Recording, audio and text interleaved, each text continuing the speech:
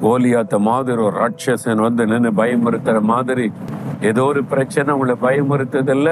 பலத்தினாலும் அல்ல, பராக்கிரமத்தினாலும் அல்ல, என் ஆவியினாலே ஆகும். மனுஷருடைய பலத்தினாலும் அல்ல, பராக்கிரமத்தினாலும் அல்ல, கர்த்தருடைய ஆவியானவர் இறங்கிட்டாங்க, ஜெயந்தான். கோலியாத் ஒரு பெரிய ராட்சசன். அவனை எதிர்த்து யாரும் வெற்றி பெற முடியாது. ஒரு இராணுவமே பயந்து போய் நிற்கிறது. அந்த மாதிரி சூழ்நிலையில பரிசுத்தாவினால் நிரப்பப்பட்ட தாவீது என்கிற சிறு பையன் வருகிறான். அவன் அதை பார்த்து பயப்படலையே. அவன் பெரிய பராக்கிரமசாலியா இருக்கலாம். என்கிட்ட பரிசுத்த ஆவியானவர் இருக்கிறார், கர்த்தர் இருக்கிறார். அந்த தைரியம் எப்படி வந்தது? அந்த பரிசுத்த ஆவியானவர் கொடுத்த பலன், அந்த வல்லமை. தைரியமா போய் அந்த ராட்சதனுக்கு முன்னால நின்றான்.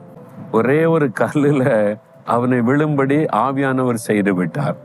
அதுதான் ஆண்டவர் கொடுக்கிற பெரிய வெற்றி.